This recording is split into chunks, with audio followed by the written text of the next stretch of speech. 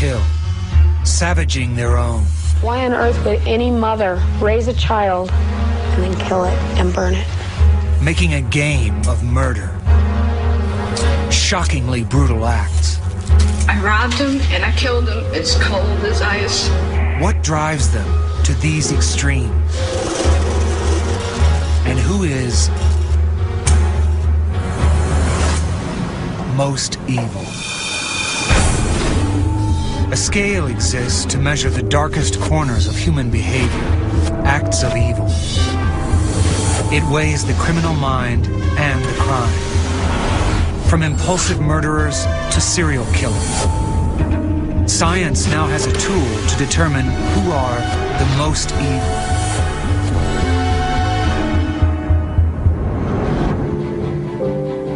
"93% of murders are committed by men. What motivates the few women driven to kill? Mary Beth Tenning's 9 children mysteriously die, one by one. Kathy Wood and Gwen Graham, nurses' aides in Michigan, play a vicious game that takes the lives of 5 patients.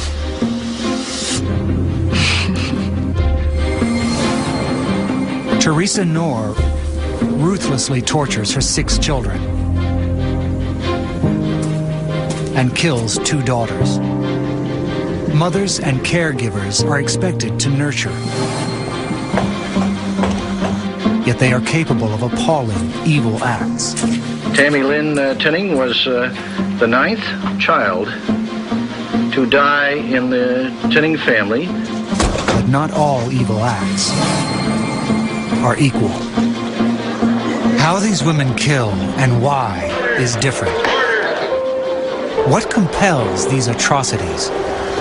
To determine their degrees of evil, one must compare their crimes. Now there is a scale with 22 levels that measures the different degrees of evil. It weighs a killer's motive, method, and malice. The more calculated and brutal the crime, the higher the criminal is placed on the scale. My scale helps me navigate the rather turbid waters of violent crime.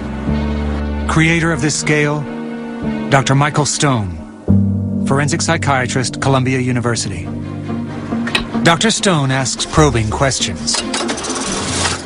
What are the personality characteristics? What are the background histories? Drug abuse, parental neglect, parental brutality?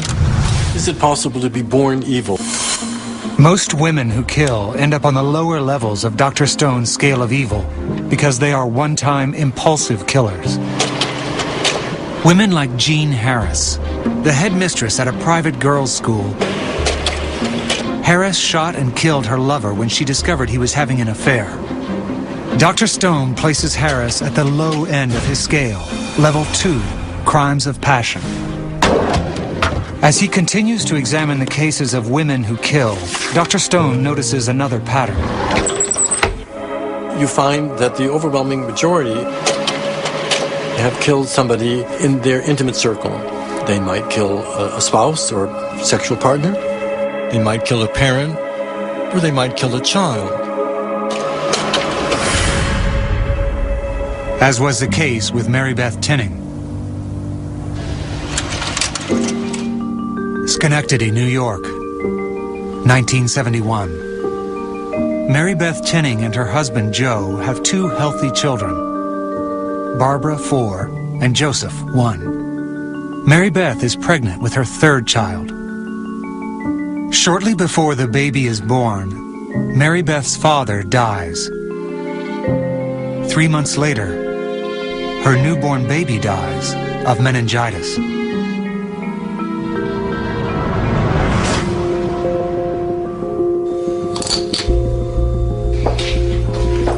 Before the funeral, she begins what will become a ritual.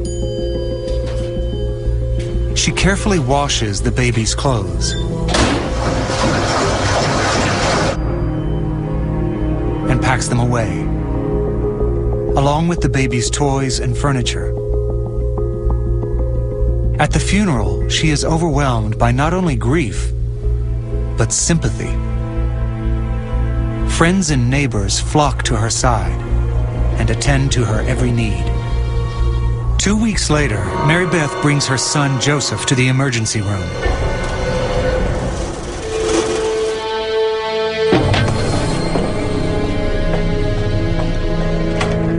He is pronounced dead, cause unknown. Just 1 month later, Mary Beth brings her one surviving child, Barbara, to the hospital. They urge her to leave the child there, but she takes her home.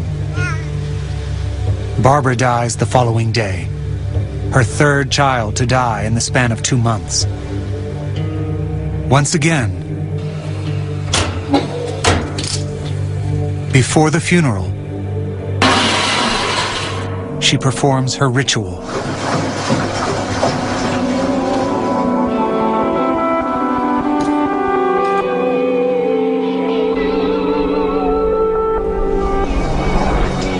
To understand Mary Beth Tinning's response to the attention she received when her children died, one must look to her childhood. As a child, Mary Beth Rowe acts out at school and has few friends. At home, she feels like the daughter her parents never wanted. Her father is cold and inattentive. He locks her in a closet when she cries. It is his attention that will always remain just outside her grasp. As a teenager, she is viewed as an outsider. Her one school activity? President of the Future Homemakers of America. Then Mary Beth's father falls ill. Even on his deathbed, he shows little connection to his only daughter. Mary Beth Tinning's father died without ever showing his daughter the affection she craved. The subsequent attention she got from her baby's death may have been a psychological trigger. 1972. Mary Beth's 3 children have died. 1973, a 4th baby, Timothy, dies. Over the next few years, 3 more of Mary Beth's children die. At the hospital, 3 of the deaths are attributed to SIDS, and 4 deaths are listed as cause unknown. She repeats the same ritual.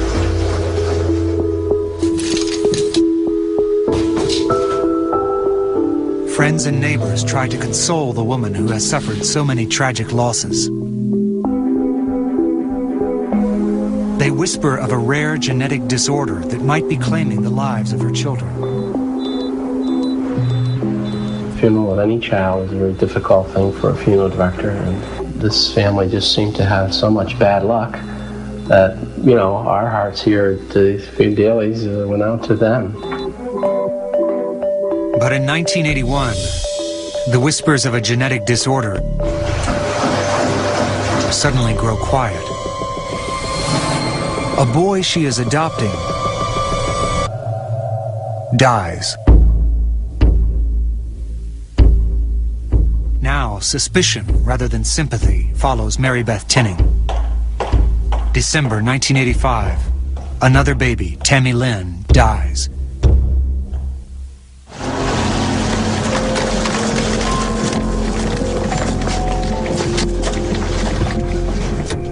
And Mary Beth Tinning is arrested. Tammy Lynn Tinning was the 9th child to die in the Tinning family in the past 14 years. When police question her, she tearfully breaks down, telling investigators she never felt she was anything in life. She confesses to smothering 3 of her children, but denies harming the others.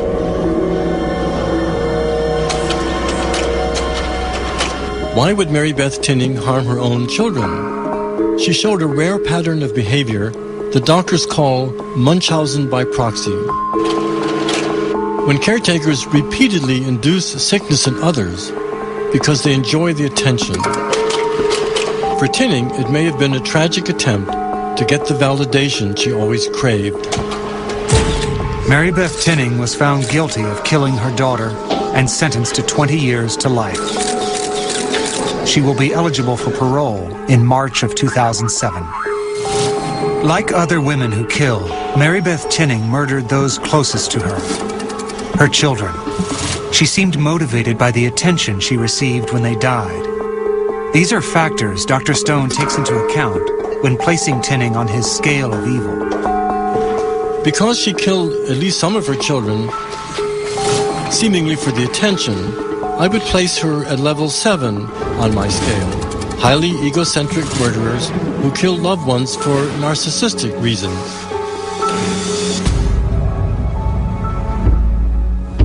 There's not 1 minute that goes by that I don't think about these boys. But not all mothers who kill belong at the same level on Dr. Stone's scale of evil.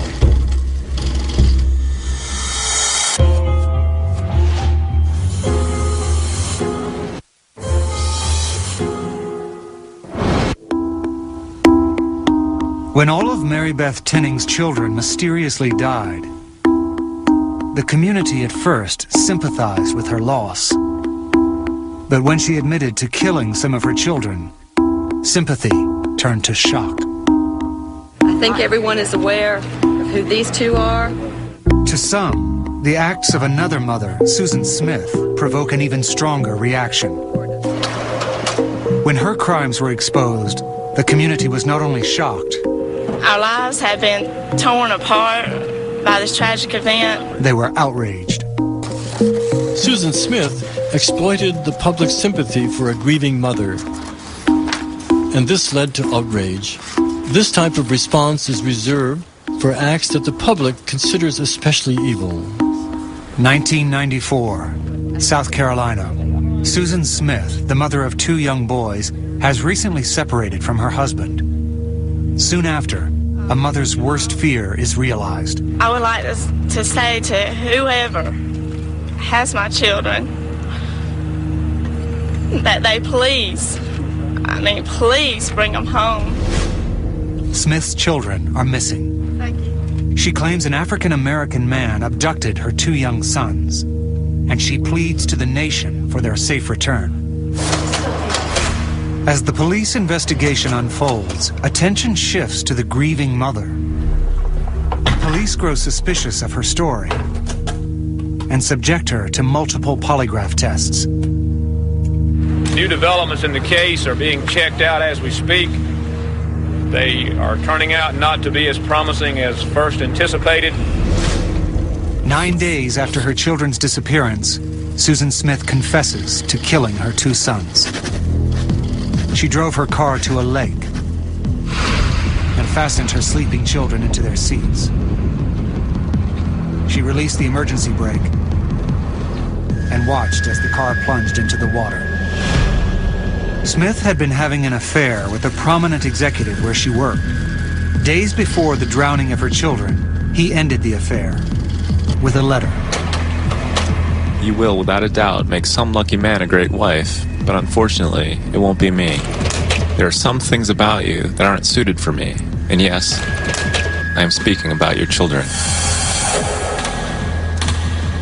Like Mary Beth Tinning, Susan Smith killed her children.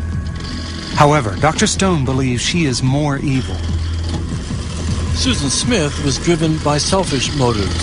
She killed her children to continue an affair and then attempted to cover her deeds with an insidious lie.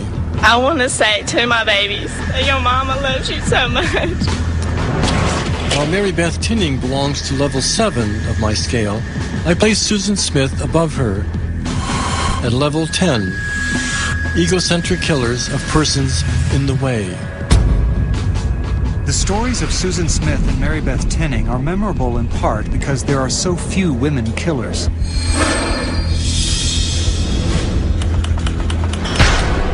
Why are women less violent than men?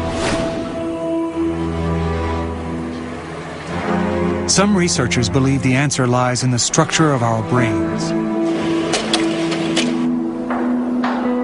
Dr. Reuben Gur is a neurologist at the University of Pennsylvania.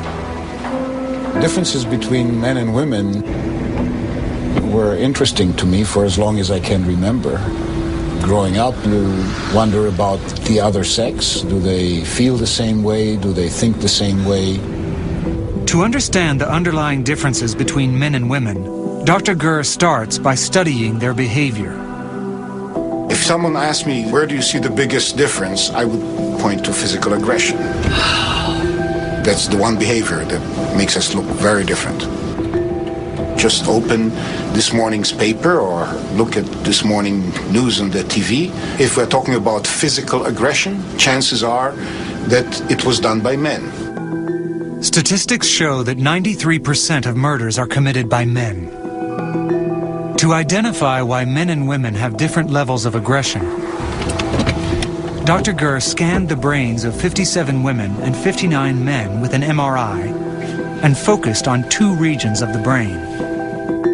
The 2 important regions with regard to emotion regulation are the amygdala and the orbital frontal area. These regions are responsible for regulating emotion. The amygdala is the part of the brain that is very sensitive to threat. It basically takes all the information that comes into your brain and makes one decision. Is that threatening or is that not threatening? The orbital frontal region reads that signal and decides how to respond. By comparing these 2 regions, Dr. Gurr believes he can see what makes men more violent than women. He found that the brains of men and women were nearly identical, except for one startling difference: the orbital frontal region. That part is relatively smaller in men than in women. So if you just take the volume of the orbital frontal and you measure it in a sample of men and a sample of women, we look like we come from 2 different species. Men have less capacity to inhibit an impulse to attack or to perform a physical act of aggression. Because women have larger orbital frontal regions, Dr. Gurr believes they are more capable of controlling aggression than men. So when the amygdala sends a command, attack, the man will have less orbital frontal tissue available to modulate that specific urge, and it will therefore be less likely to inhibit that tendency and may end up attacking another person. However, not all women are able to inhibit violent impulses. Most women who kill, like Mary Beth Tenning and Susan Smith, murder those closest to them. This is not the case with Kathy Wood and Gwen Graham. Kathy said, well, what's the worst thing you could think of? I hesitated and thought, well, murder would be the worst thing that I could think that a person could do. Then she paused and said, try 6 times. Wood and Graham made a game of murder. The fact that Wood and Graham viewed murder as a game makes their horrific crimes even more appalling. 1984, Grand Rapids, Michigan. Kathy Wood is depressed. The young wife and mother rarely leaves the house. She reads crime stories and thrillers, and she tells her husband that she is curious about what it would feel like to stab someone. She refuses to do housework and leaves her home in a squalid state. The marriage begins to suffer. But then a turning point.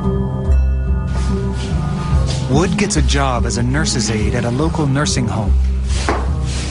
She becomes more sociable. She starts spending time with her coworkers after hours. Kathy stays out all night partying, sparking a fight with her husband. Kathy Wood's job at Alpine Manor represents a turning point. It lifts her confidence and encourages her to do things she had never done before. 1986.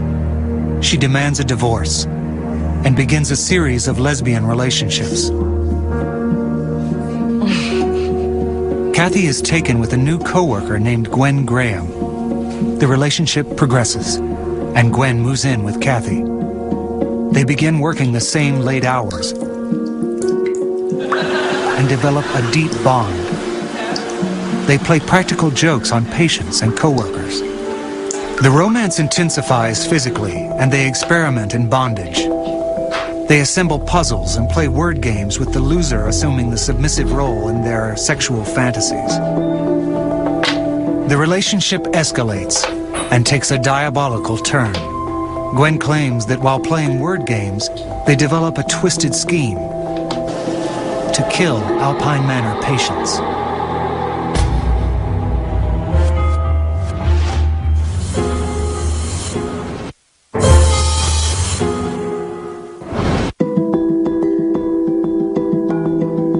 Kathy Wood and Gwen Graham are co-workers who became lovers. As the intensity of their relationship grows, their prankish behavior turns deadly. They develop a scheme to kill the elderly patients in their care.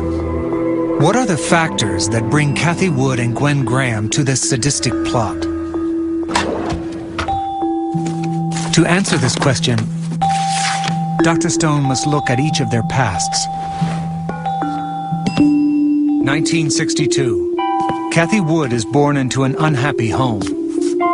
As a child, she claims her mother is harsh and unloving. She is sexually active at an early age. At 12, she fondles a young neighborhood boy. At 13, Kathy claims to have a sexual relationship with a girl who pretends to be a boy. The unhappy teenager plots her escape. Kathy Wood gets pregnant and moves in with her new boyfriend. Soon after, they marry. She later reveals that she planned her pregnancy so she could leave her parents' house. From an early age, Kathy Wood displayed an ability and willingness to manipulate those close to her. And this would eventually include Gwen Graham. 1963. Gwen Graham is born in Santa Monica, California. As a teenager, she claims her father rapes her. She burns herself with cigarettes and cuts her arms with razors to deal with the trauma of her abuse. Gwen is involved in a series of lesbian relationships. In 1986, she follows a girlfriend to Grand Rapids, Michigan, and gets a job as a nurse's aide at Alpine Manor. There she meets Kathy Wood. Perhaps their troubled childhoods drew them to one another.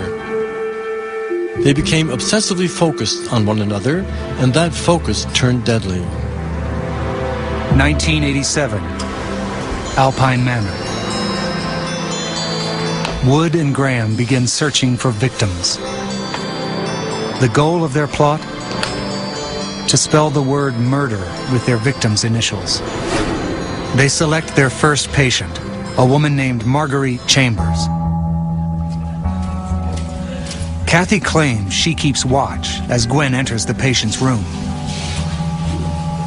and suffocates her with a washcloth. She had a washcloth on Marguerite's nose and wouldn't burn her mouth, and she was suffocating her. And Marguerite was making noises and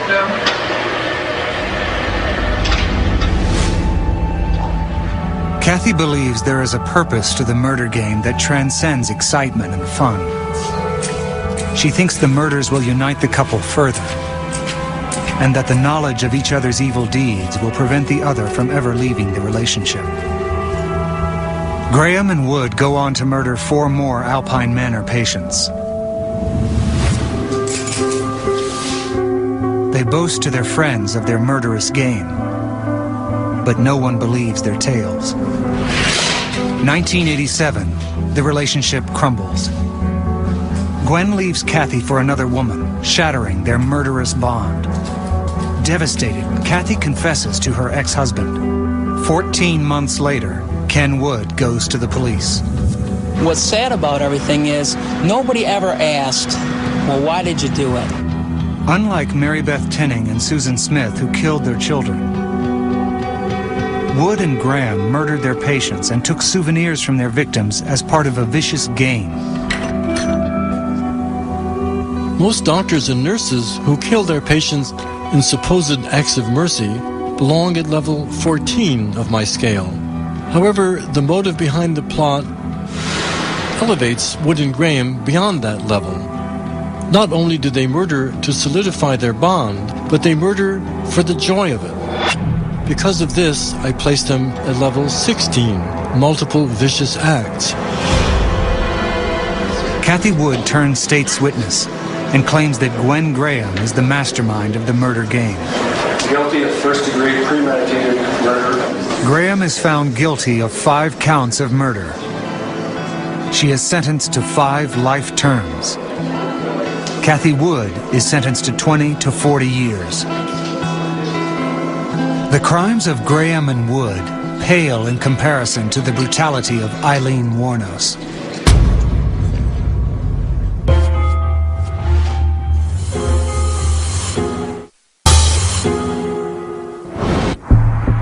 Florida, 1989. The decomposed body of a man is discovered along a dirt road. He has been ruthlessly executed, shot 4 times in the chest, and is the first victim of a predatory killer named Eileen Wuornos. Wuornos is the first female serial killer profiled by the FBI. Like other serial killers, she is reckless, volatile, and drinks heavily. However, Wuornos is unique. Only 10% of violent criminals are women. There are even fewer female serial killers. Like Tinning and Wood and Graham, who suffocated their victims, most women who kill use less violent methods than their male counterparts.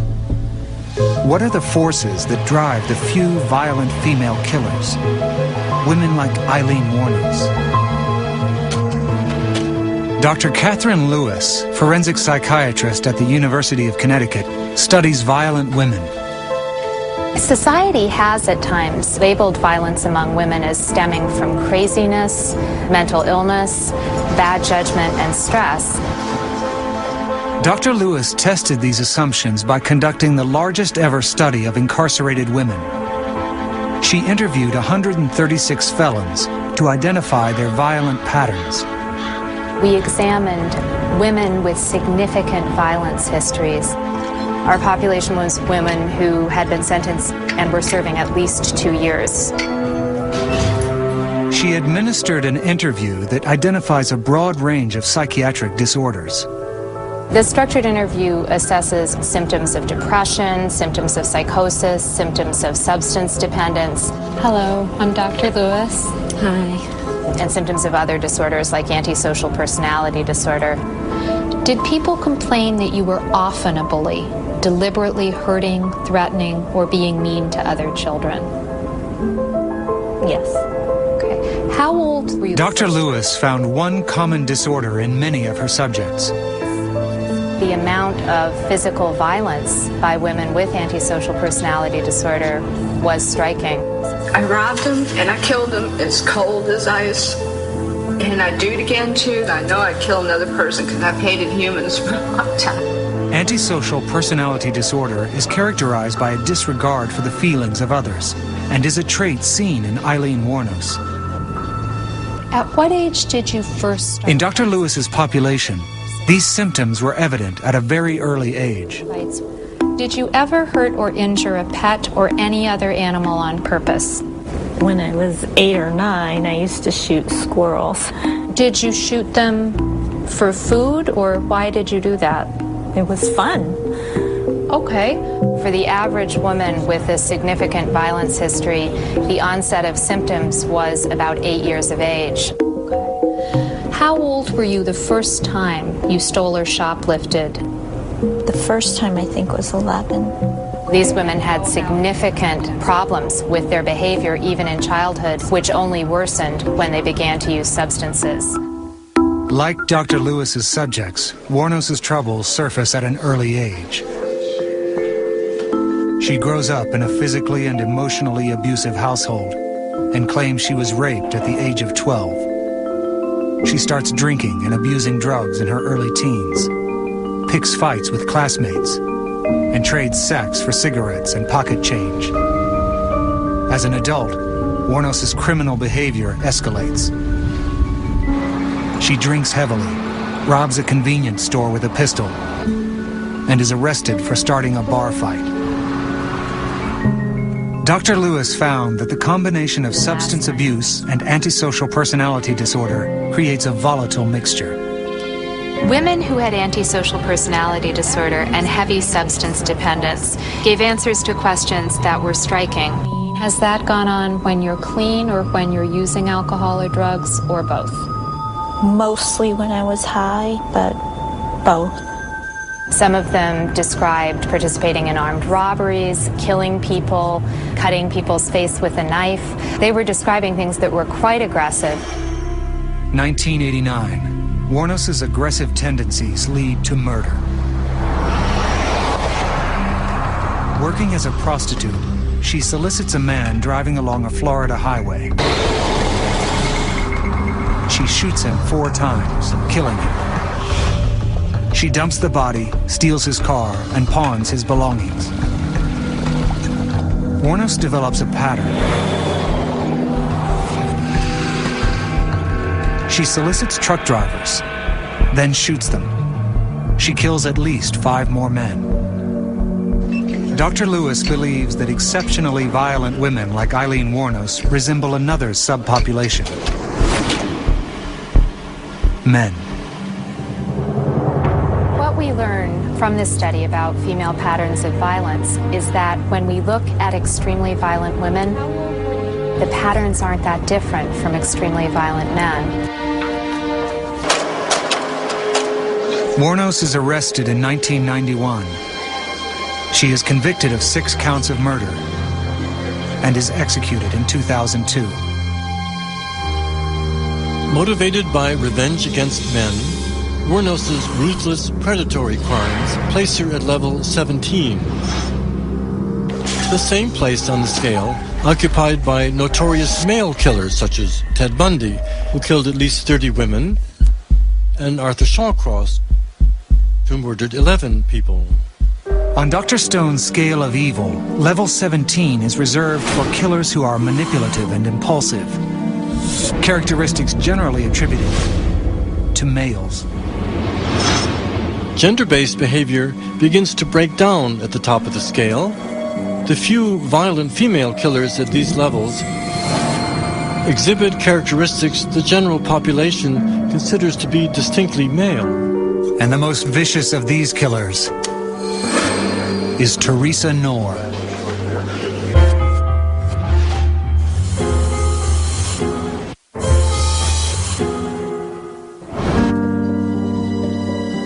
Aileen Wuornos was the first woman to fit the FBI's profile of a serial killer. She killed more than 3 people over an extended period of time. But Wuornos is not history's first multiple murderess. She is part of a long, grisly tradition of murderous females. Erzsébet Báthory, a 17th century Hungarian countess, was a cruel and sadistic master. After brutally beating a servant, Báthory believed that the girl's blood made her skin appear younger. According to legend, she bathed in the blood of her young victims to restore her beauty. She is believed to have tortured and killed more than 600 people. More than 300 years later in Indiana, Belle Gunness began her killing spree. Gunness murdered for financial benefit. Placing ads in newspapers, she lured men with the promise of marriage, then murdered her suitors and collected their money. She dismembered their bodies and buried the parts on her farm. Gunness is believed to have killed over 40 men and was dubbed Hell's Belle by the media. 20 years after the crimes of Belle Gunness, Nanny Doss, known as the Giggling Granny, began her life of crime. She poisoned 4 husbands. She killed one because he cheated on her, and another because he wouldn't let her watch her favorite TV shows. Her preferred method? Lacing prunes with arsenic. Nanny's blood relatives allegedly faced her wrath. She is suspected of killing her own mother and 2 of her daughters. Many of these people here are from the press, and they want to know whether or not you feel all right. Yes, sir. I feel very good. Y'all have all been very nice to me. I've had good meals, nice warm bed to sleep in. Been treated very nice by each and every one of them on the floor. After her arrest in 1954, Nanny Doss giggled while relaying her crimes to the police. Stories of evil women have persisted throughout the ages. Dr. Stone has created a scale with 22 levels to compare the motives and methods of the evil women who confront us today. Women like Mary Beth Tinning, who killed some of her children in a desperate bid for attention. Wood and Graham made a game of murder, suffocating elderly patients to solidify their bond. The highest levels of Dr. Stone's scale are reserved for sadistic murderers. Killers who inflict prolonged torture on their victims. There are few women in these ranks. In general, women are rarely sadistic. It is even more uncommon to see a woman take sadistic tendencies to the diabolical extreme of someone like Theresa Knorr. 1983, Sacramento, California. Theresa Knorr is a single mother of 3 sons and 3 daughters. But there is another side of Theresa Knorr that hides behind the facade of a deeply religious mother. She is jealous of her thin, adolescent daughter, so she force feeds her. Knorr makes huge quantities of macaroni and cheese, scalds the girl's bare legs with the pot, and forces her to finish it in one sitting. This is how Theresa Knorr punishes her daughters before she kills them. What are the factors that contribute to the vindictive behavior of Theresa Knorr? To answer this question, Dr. Stone examines her past. Sacramento. Young Theresa Knorr vies with her sister for the attention of her mother. At age 15, Theresa's mother collapses from a heart attack and dies in her arms. The death of her mother is a turning point for Knorr. It sends her into a deep depression and shapes her later relationships. 1962. Theresa Knorr marries and has a child at the age of 16. She is very controlling of her husband. She suspects he is cheating on her. In a heated argument, he threatens to leave her. Theresa shoots him with a hunting rifle, killing him. Knorr claims she acted in self-defense and is acquitted.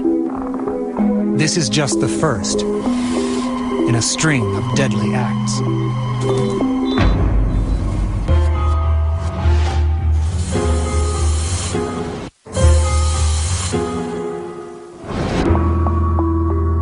Forensic psychiatrist Dr. Michael Stone is investigating the case of sadistic torture murderer Theresa Knorr.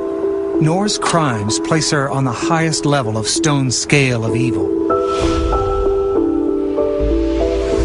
Knorr shot and killed her first husband and was acquitted of the crime. She goes on to marry 3 more times and gives birth to 5 more children. Knorr was pathologically controlling of her husbands. However, it was her children who were the focus of her rage. Knorr drinks heavily and develops diabolical punishments for her children. She forces them to weed the yard with teaspoons, locks them in the freezer, throws knives at them, and burns them with cigarettes. Knorr is particularly malicious towards her daughters. She wears leather gloves to beat them and forces her sons to join in the punishment. 1983, the abuse escalates. Knorr is convinced her daughter Susan is possessed by the devil and is cursing her to gain weight. Theresa shoots Susan in the chest. Susan survives. The bullet remains lodged in her body.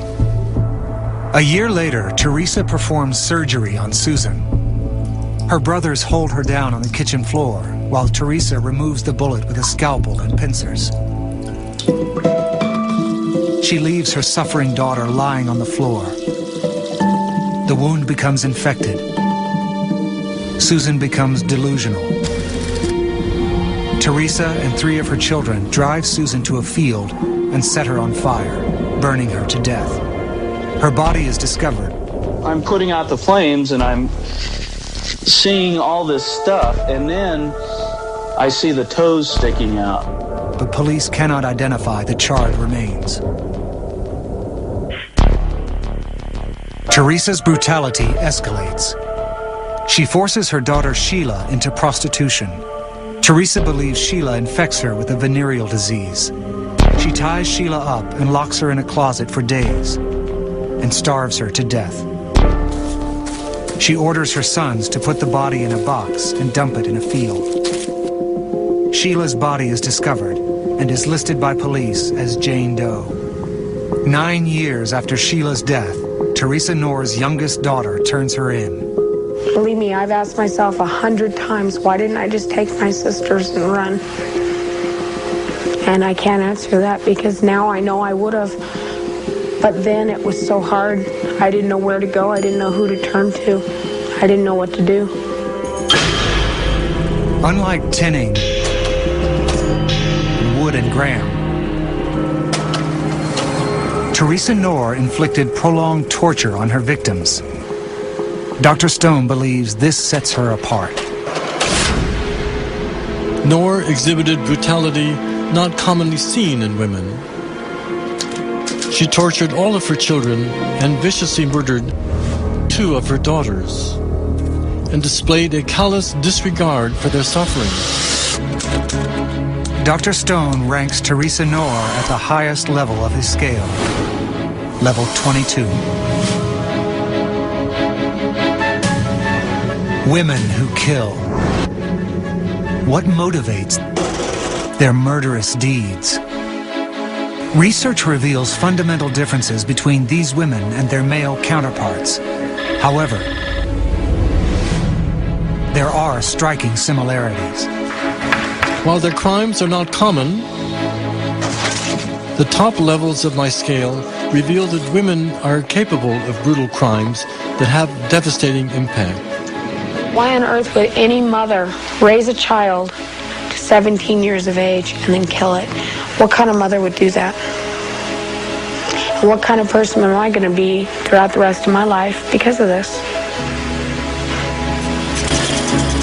Dr. Stone continues to compare the horrific crimes of women who kill, in the hopes of one day helping us not only to understand, but guard against their crimes.